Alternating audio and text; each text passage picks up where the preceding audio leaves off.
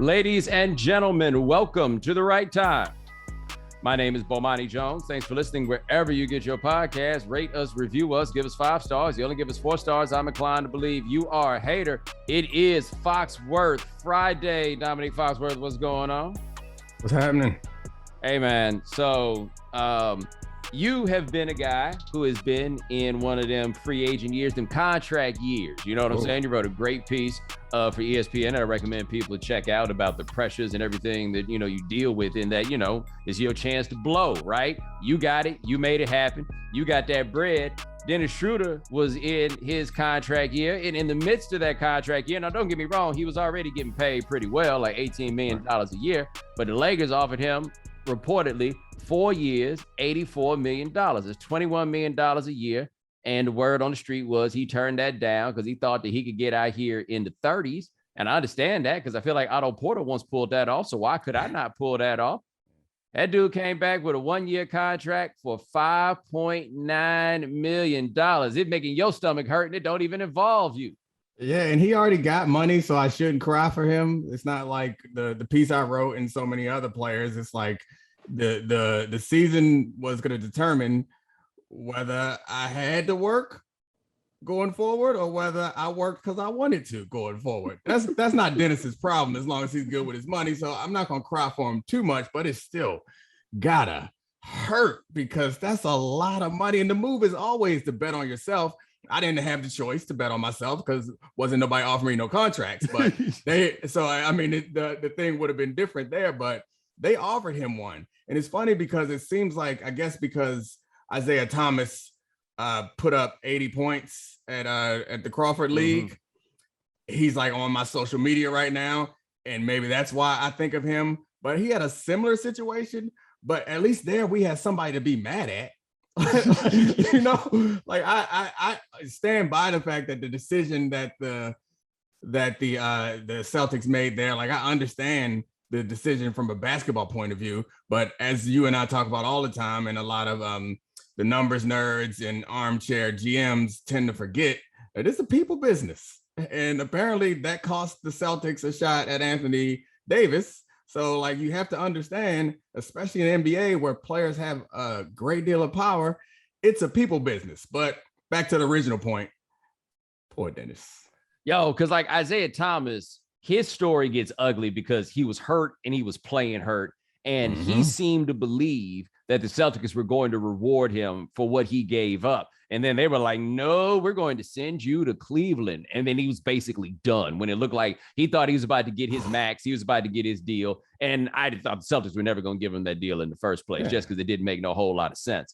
They should have done him like that. Yeah. Give him the deal. Yeah, like that was the thing. 29 other teams would have basically done the same thing. But if he was like, yo, I need to get my money. And they're like, nah, we got you, dog. Don't worry about that. And what we got for you is this lovely trade. That's bad business there with Schroder. What I want to know is what had he and his agent heard to lead them to believe that it wasn't going to go like this? Because it's one thing to pass up the $84 million and then all you get is 60, or all you get is 50, or all you get is 40. We looked up. Everybody else was out here getting this bread, and Dennis Schroder was over there looking in the mirror trying to figure out, like, is this cool? This 2 different color thing, is it cool? And everything was going on in the world, and he ain't getting nothing. I remember when I first saw Dennis playing for the Hawks, and I had to look him up to see where he was from because, like, obviously didn't recognize him from college, and he was doing weird stuff with his hair. And I guess everybody does weird stuff with their hair right now, but I was like, I don't know, is it he?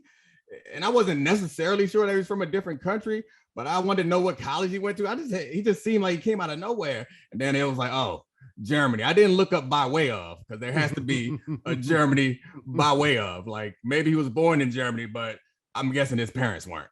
Yeah. I will also say this. I knew instantly he wasn't from round here. Like, that right there. Like, and I guess maybe thanks to Dennis Schroder, I definitely knew Clint Capella wasn't from around here. Like, once I saw that, like, I don't know where it is that they do that thing where you just got the little patch of off color right there. Yeah, I mean, I guess it's Europe. I mean, or some parts, who knows? But yeah, his agent, I think oftentimes people fire their agent, especially in entertainment or sports. You fire your agent because you're mad. It don't necessarily mean that your agent deserved to get fired. Right. Dennis, your agent might deserve to get fired because I understand this season wasn't perfect, but yo, here's the thing. His agent might deserve to get fired, or his agent might be like, I tried to tell you. Yeah, that's fair. Take the money. Like, yo, I think this is a pretty good deal. Like, you like it in LA, right? Yeah, like if I was you, I think I would go ahead and jump on this deal. And the thing is, he's a good player. Like, the Celtics just got a steal in getting him for this 1 year at $5.9 million.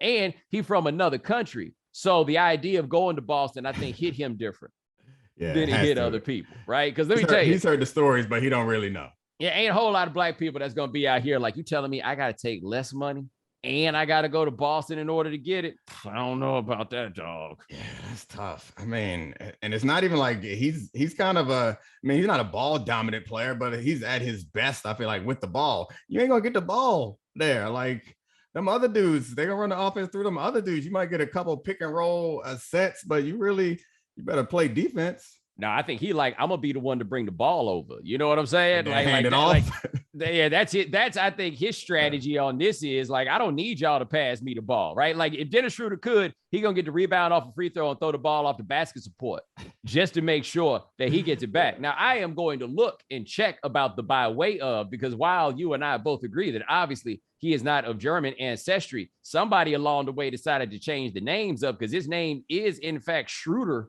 which feels very German. That's fair. I don't really understand how that happened. And by the way, here we go. Is it Schroder or Schroeder? I don't know what the two dots over the O means. It's Schroder. It's Schroder in this case. Yeah, that's how the umlaut is going. All right, here we go.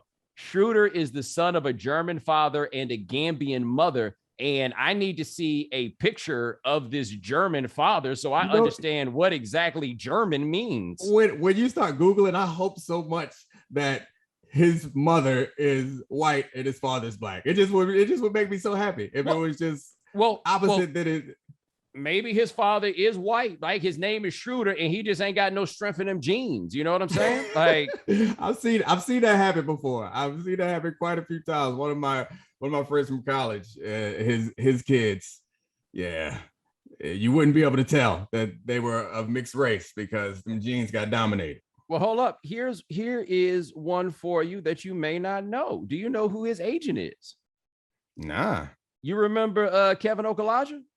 Played ball at Carolina back in the day? I do, yeah. Kevin Okalaja, who is also German, is his agent. But I look at Kevin Okalaja and I can see how that happened. You know what I'm saying? Yeah. I'm trying, I need to know what part of Germany Papa Schroeder was from. He passed away in 2009, so we're not in a position to ask him. But it would be wild if Dennis Schroder walked in. It's one thing when somebody walks in and they got a white mama and maybe you didn't see it, but like when Jason Tatum walked in with his white mama, ain't no surprise there. Yeah. Dennis Schroder walk in and try to tell you that his daddy's white, and you're like, yeah, okay, whatever you say. I forgot that. Who's that basketball player that I was shocked? There was a basketball player, man, who I was shocked was black. I can't remember. Is it the Isaiah Hartenstein guy? Yeah, I think that was it. I forgot how it came up. It might have been on HQ or something, but I remember it might have been you, frankly, who told me. And I was like, nah. Then I had to go down this Google hole and I found out. Yeah, I mean, it feels like rarely are you surprised by a white person or someone whose skin is light. And you're like, oh, surprisingly, they're black. I feel like it normally goes the other way. I'm trying to think like who else is out here like kind of black and hiding in plain sight. That Tyler Johnson. I didn't know about him until somebody said something. And then he came out here the last couple of years looking like they tried to scare him straight in and went the other way. He started rocking them box braids. Yep. Yeah, them box braids, man. What was it? I guess it was when somebody was throwing something at Kyrie and Tyler and his box braids was so ready to redo the Malice in the Palace. Tyler looked like the guy who always had to prove to people, like, nah, I ain't soft.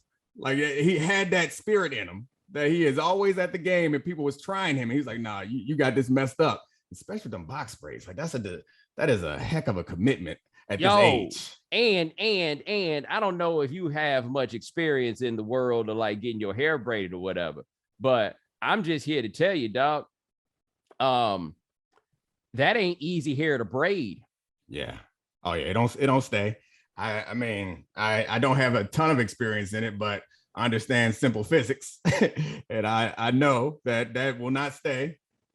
But I can't get past this Celtics thing. Can I bring us back to the Celtics for a second? You can. Yes, you can. All right, so we both understand. So I remember the Isaiah Thomas situation, and I remember like not being surprised. And this is like loosely tied, I guess, to the NFL changing the taunting rules. It's like people are asking or wondering at least why they would do something like this, and like it always comes down to like money and doing what's in the best interest of the money, not what's in the best interest of the fans or the players. Like the league wants to look a certain way in order to attract dollars. That's like the NFL. That's my guess is why they're curtailing taunting. The reason why the Celtics moved on from Isaiah Thomas is because there's a stack, like a decision-making stack or like a hierarchy of priorities that everyone has. And when it's an organization or a company, the highest priority tends to be like what's best for the shareholders. They're not going to do like, maybe they do love Isaiah. Maybe they care about Isaiah, but that's threefold down on the list. And it just surprises me that people were surprised by that. It just, I don't know. It confuses me. And well, what they think? The Celtics going to give $30 million a year to a 5'9" dude with a bad hip just to be nice? With all the climate change stuff in the news, like it just reminds me that like, people don't trust certain institutions, but they have so much faith in others. Like it just drives me crazy with like libertarians and people who are small government in general, as if they believe that government is inherently bad. So like, and it's the vaccine too. I'm sorry I'm rambling, but I've been thinking about this all morning because it's the vaccine too. And I'm listening to like normal ass people. Like, no, I don't trust the government. Shut up, dummy. Yes, you do trust the government. I don't know what they're going to put in my body. Yeah, what? You ever heard of the FDA? Like the food that you eat, it does not poison you because of the government. The house that you live in is not full of asbestos. The buildings you work in do not regularly collapse because of the government. The vehicles you drive don't blow up because of the government. The bridge you drove over to get to work don't collapse because of good government. So like it frustrates me when people are like out there like normal people. Like I understand why the CEO of Shell be like, man, don't trust the government, guys. Let's get a small government out there. You know why? Because they have all the power. And the only thing that stands between them and doing whatever the hell they want is like a good functioning government that is backed by informed people. So it just drives me. This all like your paint don't have lead in it. Your baby is not eating lead paint chips because of the government, and they do control what you put in your body, and it just pisses me off. I'm sorry. You trust them to a degree. Like there is a measure of trust in these institutions that whether you want to have it or not, you obviously do, right? There are some things that you, no matter who you are, have a measure of faith in. But this is the real issue that we got is just the collapse. We've talked about this for months now. The collapse in faith in institutions is what leads to people to make these dumb decisions. Like if there's anything I learned in my first graduate school stop, it was the value of trust and the importance that trust had in making sure that everything runs. And now we're at a place, because all this internet stuff and everything else, that trust is harder to come by, or more importantly, people being loud about their distrust is easier to come by, and it don't necessarily make no sense. Oh, by the way, as we were talking about Tyler Johnson, I just sent you a picture of the Lopez twins' uncle.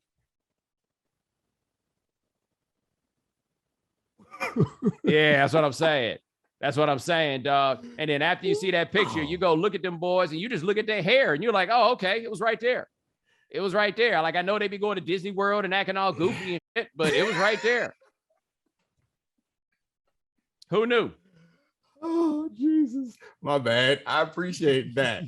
I was on my high horse ranting, and you brought me down with some good quality who knew levity. Who knew? Yeah. No, you're right. You know what I'm saying? Like, I'm sure them boys, they got that Cuban in them. They ain't got no trust in the government. You know what I'm saying? Yeah, like, it's a different situation. Like, but no, I understand a measure of healthy skepticism. Like, I don't blame people for that. But I'm trying to figure out who these people do trust. Right. Because I do look at some of the people they do trust, and I'm like, yo, I ain't really, Uncle Sam, I feel you, but you gonna trust Uncle Johnny? I mean, I feel you too, but I might be swinging too far in the other way.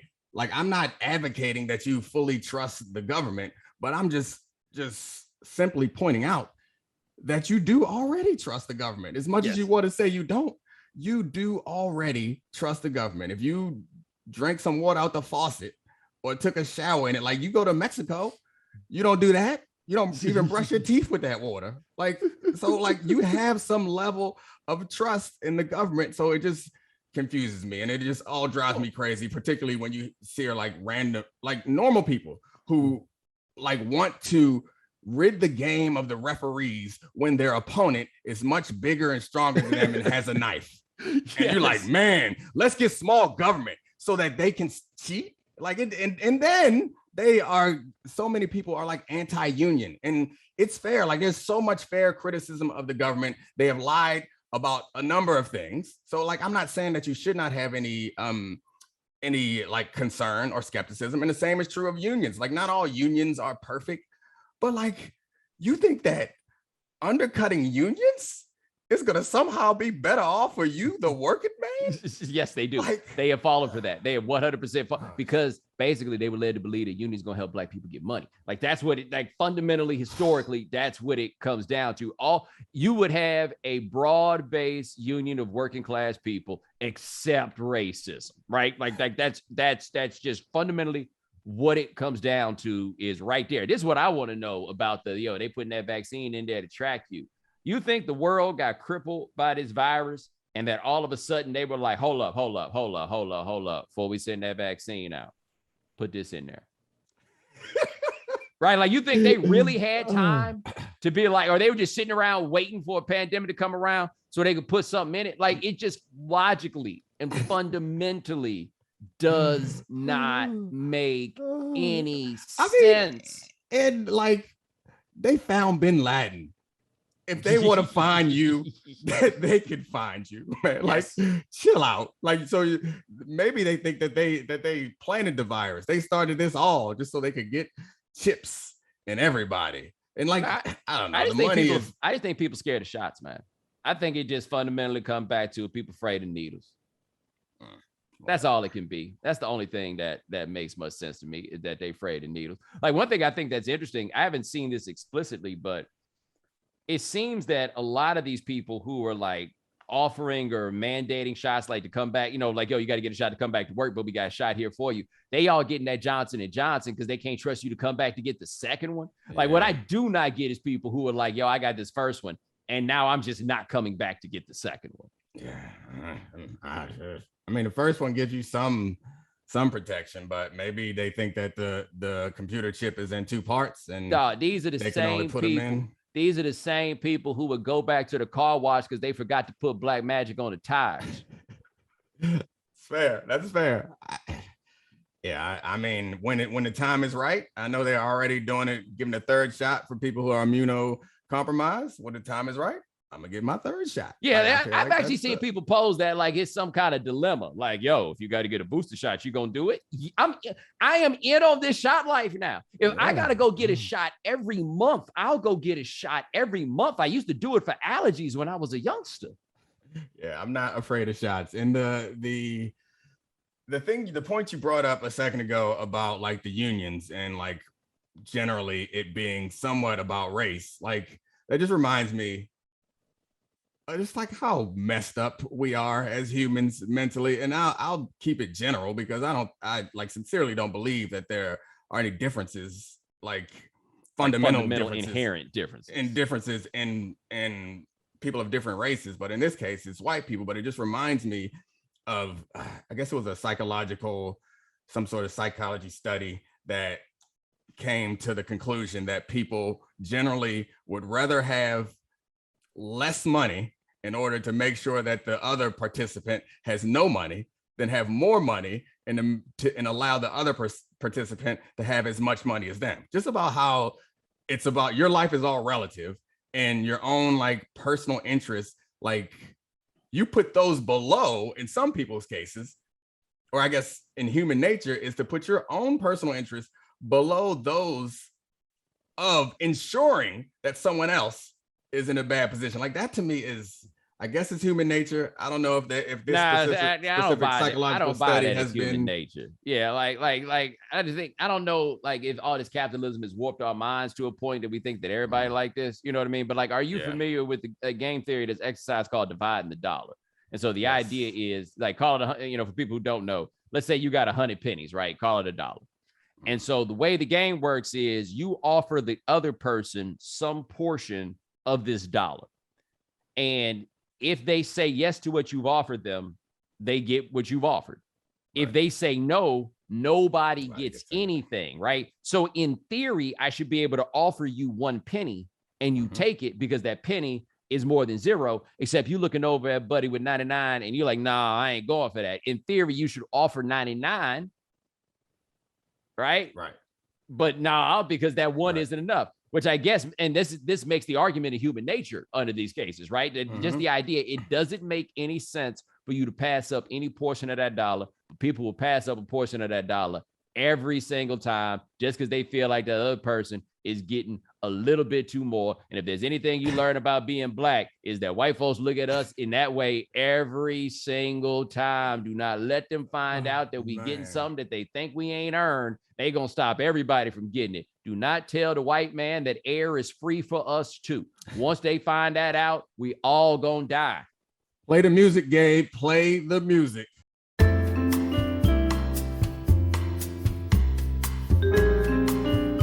Thank you for your patience. A representative from the right time will be with you shortly. That for me is the thing is that, hey man, once they find out we getting it for free. Yeah. It's a problem.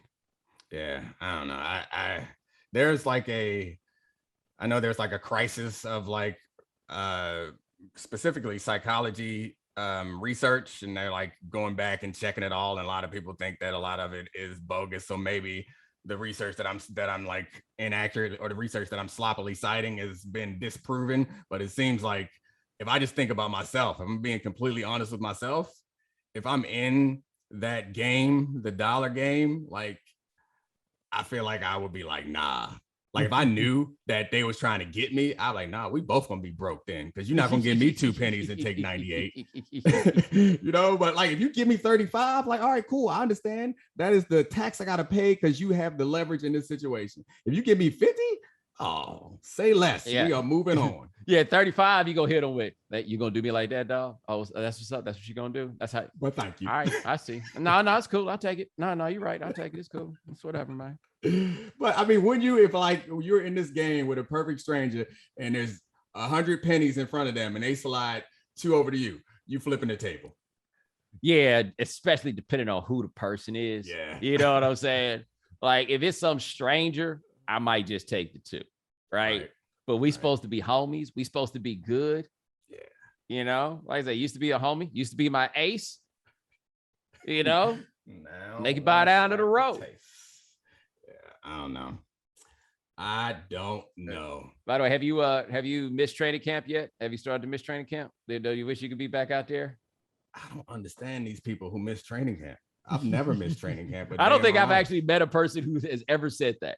I know that like ex-players will be like, oh, the smell of the grass. They'll do that whole thing. Like, oh, it's the end of the summer. It's almost that time. Like they get all excited about that, but not me. Like I'm good. I was done when I was done. And I don't know. It's like you're on summer vacation, essentially. Who's hyped for the first day of school? I guess you're hyped for the first day, but you ain't hyped for the second day. No, that's exactly it. First day, you get your fit off. You know what I'm saying? You know, you ain't seen the friends in a while. Y'all be coming back and seeing each other every month in football for OTAs. This actually got me thinking about the first day of school, though. Like the first day of school means something different in the internet era. Like you come back for the first day of school back in the day and people be whole new people. Yeah. You might not even recognize them. Yeah. But they've already gone on an entire marketing campaign on the summer. Like that's essentially what Instagram is, right? Like you were just out here marketing yourself like a product. Yes. And so like there are no surprises. If I've already showed you my changes or try to convince you of these changes. Yes. I wonder how that works. Like you used to be able to go to college and become a brand new person. Like I remember meetings or kind of hooking back up with some of my old friends. It's like, oh yeah, you done pulled the college switch, try to convince them that you cool now. But I guess with started going by your middle name.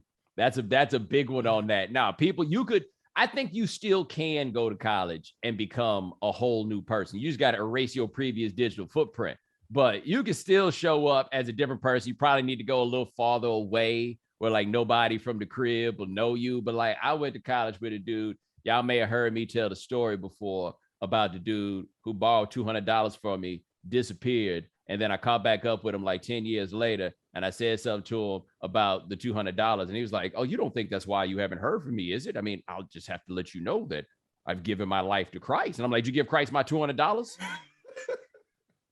You know what I'm saying? Like, I don't know where the verse is that says that like you're all square with everybody else. Like Jesus forgave you. I want my $200. But anyway, I'm pretty sure the Bible is pretty harsh on like people not paying their debts. That's what I thought. I thought that could get you a smiting. But anyway, he has showed up and become a new person. Like he given himself a nickname. And it was wild because anytime we saw somebody that knew him from back in the day, nobody called him the nickname but us. And it was like, oh, you got here and you became a different person. Good for him. Has the internet killed my girlfriend go to a different school? That's the one that I think the internet has destroyed. Is my girl go to a different school because it's just too easy to find out if that girl actually exists. I mean, you would have posted her at some point, or it's like, nah, yeah, my girlfriend, she lived by my grandma's house. Like, I feel like that was the move that throughout middle school happened far too often. It's like, nah, she go to a different school. Yeah, I just don't holler at girls here. You know, the girls here ain't fine. But you know, so I went to school in a small town close to a big city. So the big one always was, man, when I be in Houston, you know, y'all know what's up when I go down to Houston. You know, I be at my cousin's house. Like it's always that, right? Cousin always on the south side, never fail. You make it as far away as possible, always as far away as you can. Boys haven't stopped lying. Like that's what we do, especially at that age. So like, I guess now you just got to create some elaborate like photoshopping and cutting and pasting to convince what you can do, I imagine, is you get the girl that go to the other school and you just need to make sure that she ain't got no mutual followers that nobody, you know, with nobody that know. And then maybe you can run that and she like, why I got all these followers now who go to Madison or whatever it is. You know what I'm saying? Like, I don't really understand why these people popped up. Maybe that's the way that you wind up playing the game. Or, you know, her mama real deep in the church, so she ain't allowed to have no Instagram page. Oh, there you go. That's some quick thinking. That's because the thing about it is teenagers are not very good liars, but they're also really bad at knowing a lie when they hear one. Yeah. Like you think about legendary stories from middle school and high school, you look back on, I'm like, wait, that's a lie. Oh yeah. I mean, there's so many like wives' tales and myths that like we all like accepted and bought into until like I got like 18 or 20. I was like, what? That was absurd. Did not make sense. And sometimes as an adult, you still be going and being like, yo, remember that one time? And you, because it's more fun to believe a lie. I feel like was it like Lil' Kim got a stomach pumped was one that was flying around the internet, or not the internet, but flying around the building that like I like, oh, for real? Word? Well, hold on. You know that was originally a Rod Stewart lie back in the day that was then retrofitted for Lil' Kim. And I absolutely believed it like a dummy. Oh, yeah, no, people believed it about Rod Stewart. Who else? Oh, Marilyn Manson got his ribs taken out. Yes. Or got a rib taken out. That was something else that was. Well, also Marilyn Manson was Paul Pfeiffer from the Wonder Years. Oh, that's not true. No, it's not true. You think you would have only heard that? Like I say, there's all kinds of legends that if we stop and go back, we feel like, yeah, you know, now that you mention it, that's kind of crazy. But see, for me, that's why now the one on that is interesting. Now, this is not like from our age range, but still of note. Teddy Pendergrass in the car accident. Whereas I got older, I thought that who he was in the accident with was simply a legend that people had made up. And then I watched that Teddy Pendergrass documentary on Showtime. Nope. That one was true. That one proved to be true. Teddy Pendergrass was a friend of the transgender community. I had no idea, but I just assumed that was somebody it made up.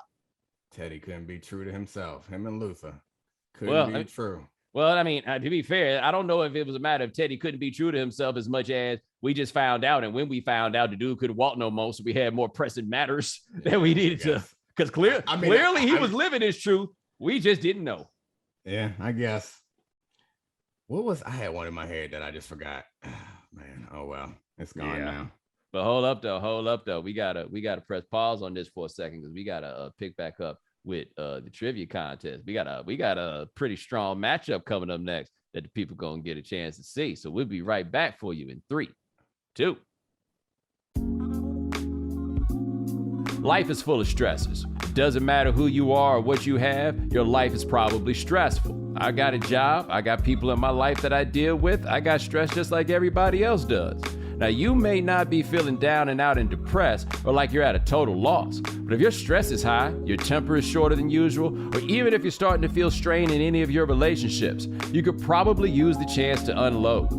When there are things you can't tell anyone or feel like you can't unload to family and friends, you need to unload it, and that's what therapy can be. BetterHelp is customized online therapy that offers video, phone, and even live chat sessions with your therapist, so you don't have to see anyone on camera if you don't want to. It's much more affordable than in-person therapy, and you can start communicating with your therapist in under 48 hours. Unload the stresses and get some unbiased feedback. You'd be pretty surprised at what you might gain from it. See if it's for you. This podcast is sponsored by BetterHelp, and the Right Time listeners get 10% off their first month at betterhelp.com/Bomani. That's BETTERHELP.com/Bomani. Gatorade knows there are many paths to greatness. How you get there is up to you. Sometimes you gotta grind it out. Get up early and put in the work even when you're not feeling 100. Sometimes it takes staying focused on a goal, knowing where you want to be and that you'll have to pour everything in to get there. Other times, you just need to dig deep and show some guts, to be brave and never let anything stand in the way of what you can accomplish. Then there are the days you just have to get in the gym and see some gains, to put in all the reps and get stronger each day. Welcome to the Bomani Jones, the Right Time Charity Trivia Tournament. We got us a hell of a matchup today, Bomani Jones. This is the matchup, right? This is the round one matchup that everybody came to see.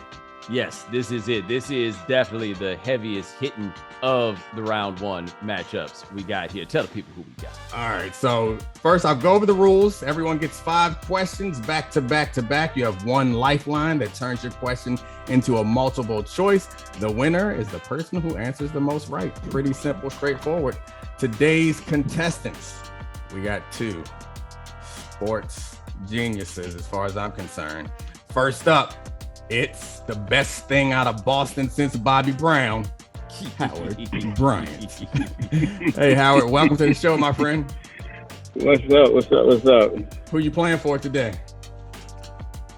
I'm playing. Well, I don't remember. Did you say Amherst Cinema? You kept projecting all my my suggestions. So I'm playing for the Amherst Cinema because the Amherst Cinema is the only art house theater we've got out in Western Mass. So if you wanted to see Summer of Soul on the big screen and you wanted to see Dolomite Is My Name on the big screen and Do the Right Thing on the big screen and all that, this was the place to be. And in a pandemic where we're at, we need to keep them in business. So that's who I'm playing for.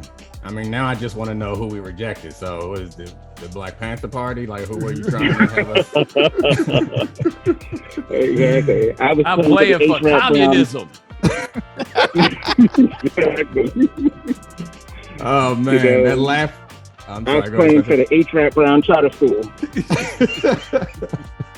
All right, I'm going to send my kids there. All right, going up against Howard is the man whose name sounds like a building on campus that you had no reason to go in, Spencer Hall. What's happening, Spencer Hall? Thank you. There is actually a Spencer Hall at the University of Utah, and there is another one, the actual building. There's a professor named Spencer Hall at the University of Utah who unfortunately gets CC'd on some of my worst and most incoherent reader complaints. Sorry about that, Dr. Hall. And there is a dormitory called Spencer Hall at the University of British Columbia. So reality's already beaten this punchline. Well, do not forget about the Morgan State Bears. I believe I grew up in Baltimore. I think there's a Spencer Hall at Morgan State also. So what if you become like a benevolent philanthropist and you want to get a building named after you on campus? Is it just going to be called Hall? Absolutely. Yeah. We're just gonna note it with the exponent, right? It's gonna be Hall squared. All right, well, start the GoFundMe so we can make that happen. All right, we're going to start with you, Howard. I'm going to give you 5 questions. Hold on. Who is Spencer playing for? Oh, man. I am playing for New American Pathways, which is our favorite charity here, the EDSBS Hive, which helps new arrivals, refugees to the state of Georgia get settled and get in a position for financial success and becoming new Americans. Well, I'm happy that you brought that up, but I believe that your beard does not appreciate you sending money in that direction. Move it on. First up, we're going to go with you, Howard. Here come your 5 questions. You ready? Remember, you have 1 lifeline if you want to turn it into multiple choice. Number 1, which NFL team does not sport a logo on either side of its helmet? Cleveland Browns. Nailed it. Yes, that Howard was an is easy clearly taking this shit seriously. You got quick that answer, Kay. I could tell. Not that I believe my jokes are that funny, but I could tell by the fact that he is intense. He is the only one here who is not here for playing. He called it. He is ready to cook. All right, let's get H-Rat School some money. All right, number 2. Which NBA player was named league? Which NBA player was named a league record MVP 6 times? Kareem Abdul-Jabbar. 2 for 2. Those are both easy though. So I mean, don't get too cocky. About to go to the medium questions. All right, here we go. How many times did the U.S. women's national basketball team bring home Olympic gold? Oh, God damn it. This question is rated medium. This question is rated medium. Yes. I'm going to say, it's just a matter of question. I'm going to say 7. 9 is the answer. 9 is the answer. Yep, they just brought it home. That was a little tricky. It was a little tricky. Bo, you didn't have it? No, I did not. I assume you got the other 2 though, right? They're like everyone here would have gotten those, right, Spencer? Absolutely not. Oh, the first 2? You couldn't get the first 2?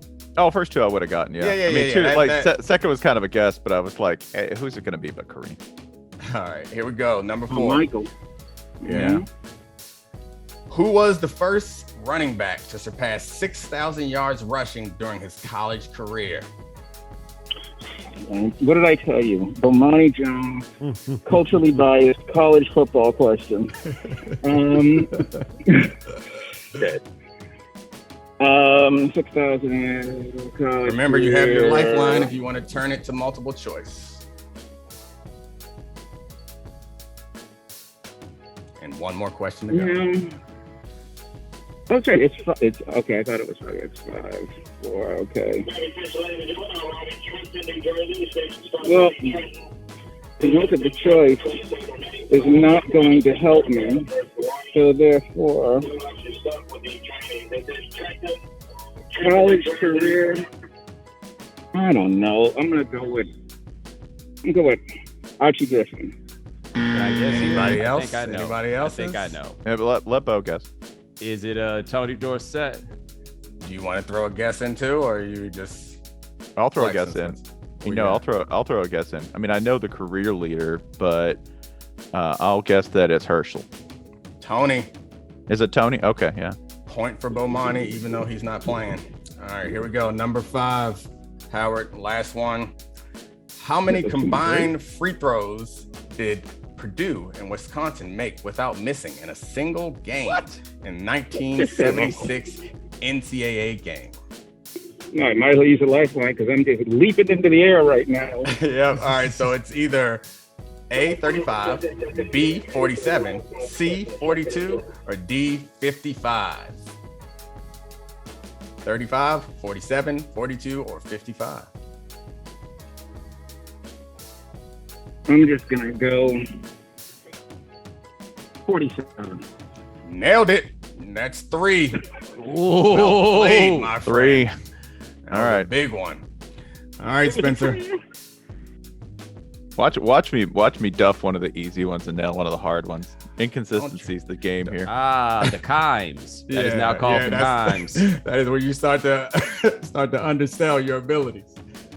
All right, big matchup. Let's do it. Which MLB team began playing home games at Camden Yards in 1992? This is a baseball question I can actually answer. The Baltimore Orioles. Yes, I'm like you, Spencer. I can't answer very many baseball questions, but I do know the Baltimore Orioles in Camden Yards, so you got it right. All right, here we go. Which quarterback became the first to win the Super Bowl with two different teams? With two different teams. Oh. First to do it. The first to do it. Man, it's difficult. I'm going to make a guess. Is that Tom Brady? I'm going with Peyton Manning. Yep. Oh, yeah. Yeah. Manning. See, I duffed an easy one. Yeah. All right, here we go. Number 3. Which WNBA player holds the record for most games played? Oh, man. Candace Parker. Sue Bird. Yeah. Oh, yeah, still in the league. Yeah, no, I see. This is rough, man. It's rough. Yeah. All right. Best I can do is tie here. You can tie it up. Remember, you have your lifeline. How many total points did the Patriots and Rams score in Super Bowl 53, the lowest scoring Super Bowl ever? I know that shit. Go ahead and give me the lifeline because I think I'm close, but I got to stay in the league here. 10, 16, 13, or 20? I'm going to say 13. Anybody? 13 to 3, wasn't it? 16. Yes. Yeah, I'm out. 13 to 3. Good job, Howard. Oh, we're gonna ask the last question because Gabe wrote it, or Gabe got it for us, so we gotta ask it. Don't want to be disrespectful to Gabe. How many basketball games? Oh my gosh! How many basketball games did Dave Lighty play for Ohio State from 2007 to 2011, setting an NCAA record? I'll just go ahead and go straight to the multiple choice. 121, 157, 135, or 174. I'll go 170. Favorite player. 174. Just throwing anything out there. Yeah, it's 157. Yeah. That's incredible. Hey, I just want to point this out right fast because we took a little surveys and we was able to see who I people just thought. pulled one out of my ass. Yeah, I'm just saying. People was out here like, who's gonna win? We had a lot of Mina, we had a lot of Spencer, and I started to notice a trend in a lot of these predictions. And all I'm saying is the Final Four look black as hell, if I'm not mistaken. Y'all thought we ain't know nothing. Y'all thought we don't read. You thought you could hide it from us in a book. But oh, no. I couldn't even make token. I don't know. I mean, Spencer, you didn't get one college football question. Gabe, how you not going to get one college football question? The minute I duffed an easy one and the minute I missed Sue Bird, done. Oh, well, if one white person was to get in the finals, you would have been my pick, Spencer, but didn't work out. Yeah, I thought it might have been Nick, boy. Nick and Mina, both saltier than they want to admit about falling short. Spencer, maybe salty for the charity, but not so much for himself. Those two, they were really heated. Mike Smith, too. Mike Smith did not appreciate people hitting him up being like, damn, I thought you was going to win. The egos have come out. I tried out for Jeopardy this week, so yeah. Oh, really? Oh. Yeah. How'd it go? Host? It went better than this. It went a lot better than this because I got 50 questions. If this was, I was going to say, I would love to see how that works because it's like Jeopardy. It just feels like it's the impossible game show. Like, how do you even know what to prep for? Well, I don't. Based on today, I think you're good. I think you should try it. Like, I'm just stunting for no reason after going 1 for 5, 2 for 5. Hold on. There's no such thing as stunting for no reason. At least when I'm around, stunting is the reason. Look at this. There's a quarterback in the house. I was going to say, Spencer, one for 4 or 1 for 5. You'd be making 4 for 200 batting average. Yeah, I'm like, what? That's Mendoza. All right, so we got our next bracket set up, and that one is going to be, I believe, I will be taking on Shannon. I think it's me and Shannon. Right? OG right time situation over there. And then we're going to have Joel Anderson taking on Howard Bryant. And oh boy, Joel ready. Joel, a lot has come out in Joel in the last couple of days. Oh, he can't tamp down that competitive nature. I appreciate that he finally roasted Mina. When we were on the podcast recording it, he was trying to be nice. Couldn't do it to her face, but everybody got internet muscles. He'd had enough. He didn't want to stun on her in particular. He was trying to stun on the haters, and then she popped up, and then she had to, I don't even know if it's straight, you know what I'm saying? But it had to go in her general direction. But hey, ladies and gentlemen, thanks so much for joining us here on The Right Time. We do this thing 3 times a week. Gabe Bassane and Dave Presley handle everything behind the scenes. Thank you, gentlemen. Thank you to our contestants on our trivia contest. If for no other reason than I thank you for wearing these shirts. Remember, follow The Right Time. Rate us, review us, give us 5 stars. You only give us 4 stars, I'm inclined to believe you are a hater. We'll talk to you guys in a couple of days. Take it easy.